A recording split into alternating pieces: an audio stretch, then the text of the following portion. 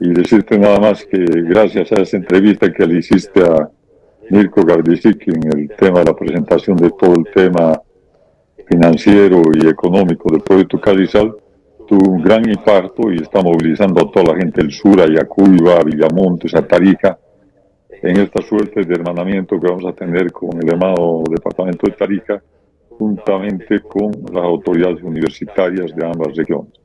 Qué bueno, Fernando Rodríguez con nosotros. Fernando, ¿dónde estaría emplazada esta represa? ¿En territorio tarijeño o en territorio chuquisaqueño?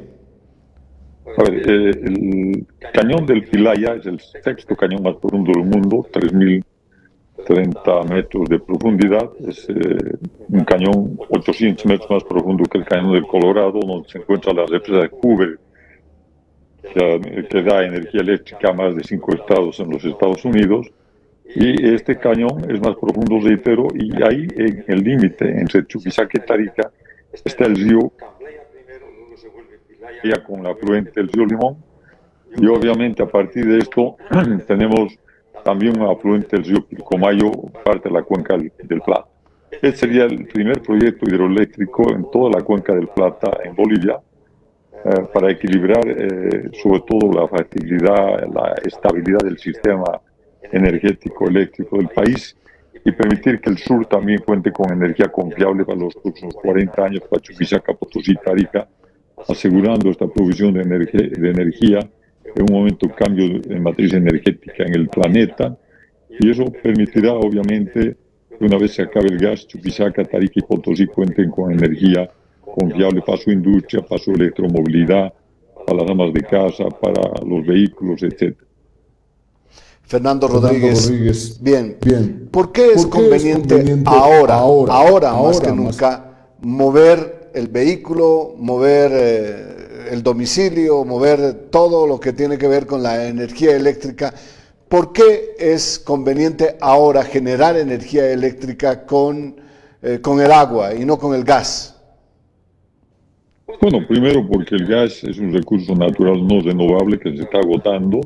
Recordemos que hace 30 o 40 años, cuando se empezaron las represas, un poco más las represas de Corán y Santa Isabel, San José, y ahora Ibirizú y Misicuni, teníamos un equilibrio, si vale el término energético, entre térmicas e hidráulicas. Teníamos un 50% de cada una de los dos tipos de energía. Hoy en día eso se ha revertido peligrosamente y estamos con un 80% de energía térmica y apenas un 20% de energía hidráulica. Es una necesidad vital para el país, más tomando en cuenta que hoy en día el gas ha bajado de 62 millones de metros cúbicos de gas por día producidos el año 2014 a apenas 30 o 32 millones hoy día. Aparte de, obviamente, los líquidos han bajado de una forma dramática asociados al gas, al ser la riqueza del gas menor, no solamente que ha bajado en la misma proporción el líquido que se produce con el gas, sino que esto ha bajado a la cuarta parte, y eso supone una importación de 3.000 millones de dólares al año en gasolina y diésel, y apenas una exportación de 2.000 millones de dólares en gas. Nos hemos convertido en importadores netos de energía. Recordemos que el 2014 exportábamos casi 6.000 millones de dólares en solamente gas natural. Por lo tanto, es una necesidad imperiosa. No hemos hecho nuevos descubrimientos, no hay en ciernes nada que nos avise que los próximos 2 o 3 años tengamos un descubrimiento, y aunque lo tuviéramos, esto va a tardar significativamente. Un nuevo campo tarda en una zona tradicional por lo menos 5 años, y en una zona no tradicional donde se está explorando también en La Paz, en Mayaya, por lo menos entre 10 y 15 años desarrollar una zona inaccesible, sin caminos, sin ductos, sin refinerías, sin plantas de procesamiento y sin mercados. Por lo tanto, reitero, es un tema central y es un tema sobre todo de equilibrio regional y de equilibrio energético y estabilidad en el sistema energético nacional. Sácame de una duda, Fernando. Teníamos la presunción, no sé, tú conoces el tema, de que Bolivia está generando casi el 80% de energía eléctrica con gas. ¿Esto es cierto, tan cierto, es poco cierto? ¿Tienes el dato? Bueno, no solamente eso, tengo el último dato que obviamente uno puede entrar en tiempo real, te lo voy a pasar para que la gente, tus televidentes puedan verlo en tiempo real y puedan ver a qué hora del día consumen qué tipo de energía que se genera en el país. Podemos ver que Bolivia en este momento, en este preciso momento, está consumiendo 1.500 megas por hora, en la hora pico que es de 7 a 10 de la noche, y obviamente en horas de la mañana baja esto, pero a eso hay que sumarle que el primer generador es el térmico, es decir, las energías que usan, obviamente la energía que se genera con gas que es no renovable. Y obviamente eso nos muestra claramente que Bolivia ya no tiene gas y sin embargo se han hecho inversiones multimillonarias en el tema del gas natural.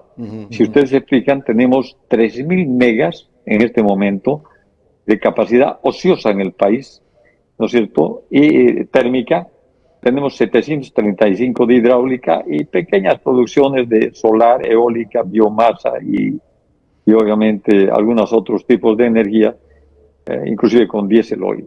Por lo tanto, está absolutamente claro que esa cifra que ha dado del 80-20 es real, ¿no es cierto? De 1.500 megas. Hoy día, por ejemplo, con suerte estamos produciendo 250, 300 megas hidráulicos versus 1.500 totales.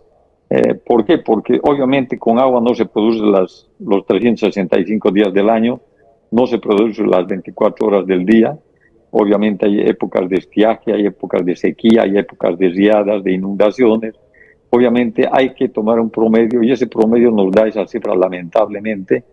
Y lo otro grave que se ha hecho en el país es invertir 3.000 millones de dólares en térmicas cuando 2.000 están paradas, no tienen el gas y aunque lo tuvieran sería un pésimo negocio seguir quemando el gas a un precio de gallina muerta de $1.20 cuando en algún momento el gas se vendía hasta $12 el millar de pies cúbicos. Por lo tanto, reitero, es una necesidad ya de urgencia vital para el país hacer este cambio de matriz energética para equilibrar los diferentes tipos de energía y, por supuesto, para empezar a tratar de exportar algo más de gas, poder pagar el proyecto Calizal, que se paga en sí mismo solamente con ahorrar el gas que se va a quemar o se va a vender a mejor precio que quemarlo en el mercado interno. Y finalmente también hemos presentado una ley de incentivos para el financiamiento, porque en este momento de crisis donde no hay dólares es muy difícil hablar de financiamiento del Estado, del Banco Central o de las reservas que se han esfumado y por lo tanto hemos presentado al gobierno y conjuntamente muchas personalidades, incluida Mirko Gardicic, hemos presentado un proyecto de ley de incentivos para el financiamiento de esta obra que suponga que el que obviamente ponga el dinero para esta obra puede ser Repsol, puede ser Total, puede ser Petrobras o cualquier otra empresa transnacional, ¿no es cierto? Al poner sus recursos se beneficiaría con el gas de exportación a un precio mayor, por lo tanto con la participación en vez de recibir 1,20 o 96 centavos de la planta de urea del Chapare, recibiría 8, 10 o el precio internacional del gas. Por lo tanto, eso financiaría solamente el proyecto sin necesidad de buscar créditos en un momento de crisis económica que el país está sufriendo. Fernando Rodríguez, bien. Explícame desde el punto de vista más básico, más elemental, ¿qué harías tú con el gas? ¿El gas generarías energía eléctrica o venderías a mercados internacionales, digamos al Brasil? ¿Por qué? ¿Por qué esta ecuación?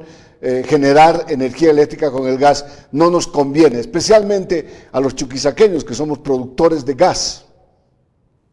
Bueno, en realidad no solamente a los chuquisaqueños, a todos los bolivianos, a más de 300 municipios, a 9 universidades, a 9 gobernaciones, al fondo indígena, a las Fuerzas Armadas, a todos los que reciben una participación de las regalías y el IDH. No es lo mismo recibir, Iván, ¿no es cierto?, regalías e IDH sobre 96 centavos de dólar, que serían 10 centavos de dólar por millar de pies cúbicos de regalías, versus recibir, por ejemplo, de 8 o 10 dólares el 11%. Eso supondría recibir casi 10 veces más del precio.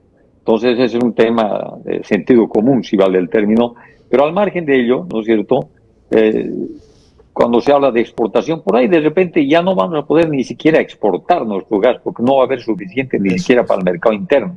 Lo que estamos asegurando con este proyecto es empezar a usar nuestro gas, garantizar que las amas de casa van a seguir teniendo gas. Recordemos que más o menos, para que tengan una idea los televidentes, el país en su conjunto, 1.400.000 usuarios de gas natural domiciliario, consumen 1.1 millones de metros cúbicos de gas por día.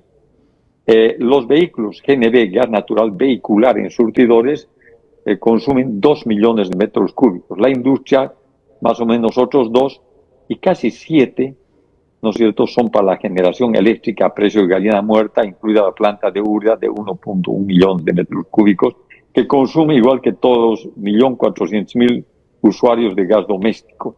Por lo tanto, hasta el gas domiciliario que consumimos paga mejor precio que la planta de Uria en el Chapare o que la generación eléctrica. Por lo tanto, es necesario, de sentido común, hacer esto. Al margen de ello, quiero decirte que el gas vehicular, que consume más o menos 2 millones de metros cúbicos de gas por día, paga un precio casi mayor o igual al de la exportación, $7 el millar de pies cúbicos en surtidores. Por lo tanto, el usar el gas para sustituir la exportación o la importación de gasolina y usarlo en los vehículos es un buen negocio para Bolivia, paga buenas regalías, paga buen IDH y ingresos importantes para yacimientos, que es el único que en este momento está tratando de hacer algo de exploración para revertir esta crítica situación que se está dando en el país. Y para finalizar, Iván, simplemente decirte que esto que tú has hecho con esta promoción del proyecto carcial que estás haciendo de una manera tan profesional, está permitiendo que el conjunto del país, obviamente, le dé un impulso a este proyecto.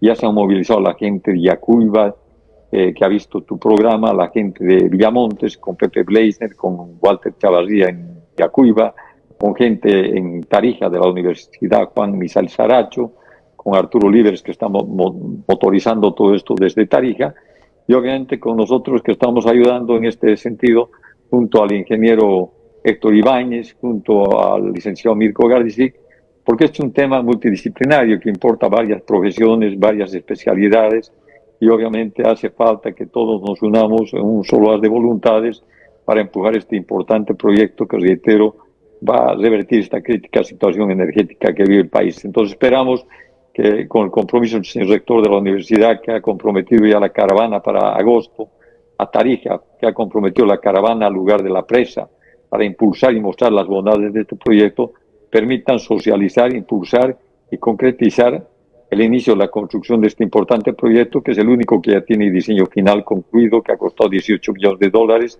que está obviamente listo. Es el proyecto con menor impacto ambiental, con menor inundación, apenas 20 kilómetros cuadrados de inundación versus rositas de 500 kilómetros cuadrados de inundación. Por lo tanto, todos estos elementos técnicos, económicos, medioambientales, etcétera, nos permiten asegurar que este proyecto se paga por sí solo, que va a ser un gran aliciente para el equilibrio de la matriz energética boliviana y que va a usar el gas, que lo tenemos tan escaso, y que puede ser una dramática situación, un país que quiere industrializarse, que quiere motorizarse, que no tenga la energía básica, que es el gas natural, es un tema central para el desarrollo del país. Fernando Rodríguez con nosotros, a ver, sobre el carrizal. ¿Por qué el carrizal tiene una ventaja comparativa sobre el Chepete, digamos, o sobre Rosita, o sobre el Bala? Porque hubo cierta resistencia por el daño ecológico, el daño medioambiental en estos lugares, en La Paz, en otros lugares, en el departamento de Santa Cruz, etcétera. ¿Por qué comparativamente sería ventajoso hacer el carrizal, Fernando Rodríguez? Yo no quiero pecar de saberlo todo ni de todólogo, simplemente decirte que los números cantan.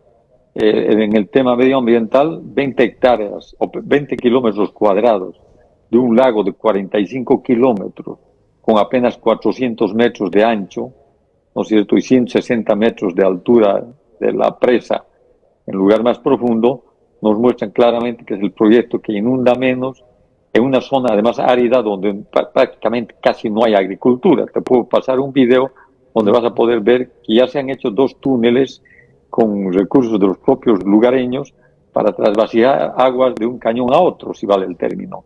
Y entonces eso nos muestra claramente que no hay una afectación, aunque todo proyecto cualquier proyecto tiene un impacto ambiental. Este es mínimo respecto a cualquier otro proyecto, como el Chepete Bala, que es un proyecto que obviamente está en una zona protegida, o como Rositas, que inunda, imagínense, 25 veces más, ¿no es cierto? 25 veces más, es como hacer 25 represas del Carrizal en Rosita. Es decir, estamos inundando 500 kilómetros cuadrados de terreno apto para la agricultura. En el Carrizal, si inundamos 20 o 30 hectáreas, es mucho, porque es un cañón, como se expresa, el sexto cañón más profundo del mundo, y por lo tanto lo que tenemos son dos paredes laterales, un lecho de río, por el cual va a discurrir el agua, que se va a ir llenando, que va a ser obviamente parada por la represa, y que va a tener además una ventaja adicional. Este proyecto tiene una ventaja técnica respecto a cualquier otro. Tiene 800 metros de caída de agua libre neta al margen de la presa. Es decir, que en la presa se juntan 1.330 millones de metros cúbicos de agua. Esos 1.330 millones van a discurrir durante todo el año con un rendimiento mucho mayor al de cualquier otra presa que se construya, porque obviamente tenemos un túnel de 23 kilómetros de 5.5 metros de diámetro que va a permitir una caída libre de 800 metros que va a levantar 3 turbinas Pelton, ¿no es cierto?, con 366 megas de capacidad de generación hidroeléctrica. Por lo tanto, reitero, esto desde todo punto de vista, desde el punto de vista ambiental, técnico, económico, ¿no es cierto?, turístico, de riego, etcétera, es un proyecto que interesa a todos los bolivianos para encontrar este equilibrio entre norte-sur, entre el eje central del país, que tiene obviamente los mejores indicadores de desarrollo, versus el sur del país, sobre todo Chuquisaca y Potosí, que tienen los más bajos índices de desarrollo humano del país. Por lo tanto, reitero, este es un tema central, lo vamos a impulsar, lo vamos a discutir de una manera abierta, transparente, y sobre todo pedimos a los medioambientalistas, a los verdaderos medioambientalistas, a los técnicos, a los ingenieros eléctricos, a los ingenieros civiles, a los economistas como Mirko, que nos están dando una gran mano con la gran experiencia que tienen, obviamente empezar a empujar este proyecto, no por la fuerza, sino por la razón, con las ideas y sobre todo con iniciativas y sentido común. Fernando Rodríguez. Bien. ¿Cómo tendría que tomar la posta las instituciones que tú muy bien conoces? El caso de la Brigada Parlamentaria, el caso del Comité Cívico de Chuquisaca, de los intereses del departamento, la universidad, la alcaldía, las alcaldías, la gobernación, las gobernaciones tanto de Chuquisaca, Tarija, Potosí, el resto del país, la institucionalidad boliviana. ¿Cómo tendría que reaccionar frente a este gran desafío que tiene el país de no quemar gas, de producir energía eléctrica con el agua frente al Carrizal? ¿Cómo tendrían que reaccionar según tu gusto? Estamos impulsando este proyecto de hacerlo conocer en su profundidad el proyecto para que la gente lo apoye, lo empuje y obviamente nos ayude, ¿no es cierto? Entonces yo creo que es un tema también de nuestro, saber transmitir, y te agradezco por eso mismo, Iván, porque tú estás permitiendo que nosotros salgamos y mostremos las bondades de este proyecto. En la medida que todos conozcamos, ya hace 3 años nosotros lo mandamos a embajadas, a gobernaciones, a municipios, obviamente a universidades, a todas las autoridades, brigadas parlamentarias, al Congreso en su conjunto. Y ahora Mirko está haciendo lo propio con todo el tema del impacto económico y financiero de este proyecto. Y esperamos, ¿no es cierto?, que la brigada parlamentaria, por ejemplo, con esta ley de incentivos para el financiamiento, pueda obviamente trabajar conjuntamente a otras regiones para impulsar esta ley que permita la factibilidad del financiamiento. Por otro lado, las universidades mostrando las bondades de este proyecto en cuanto a los ingresos incrementales para todo el conjunto del sistema universitario nacional, para las gobernaciones y municipios, inclusive para el propio yacimientos, para Fuerzas Armadas, Mondioc, etcétera, y el propio gobierno. Entonces creo que es una labor de todos. Yo felicito a todos los que están impulsando este proyecto, y hay que transmitirlo, hay que, digamos, desmenuzarlo, hay que hacer de que la gente lo entienda, lo conozca y lo apoye para que entre todos unidos podamos mostrar, ¿no es cierto?, que entre todos se puede construir un proyecto de esta naturaleza que es renovable, que es factible y que le da obviamente confiabilidad al sistema eléctrico nacional.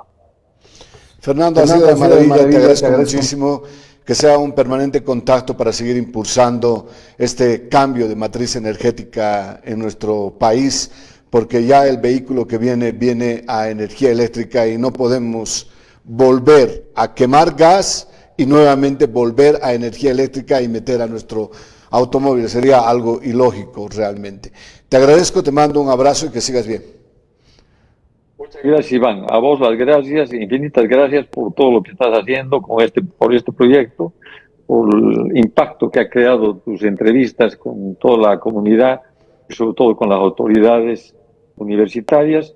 Espero que el señor rector, el vicerrector que se han comprometido, obviamente puedan llevar a cabo esta caravana en agosto y podamos hermanar a dos pueblos como Tarija y Chuquisaca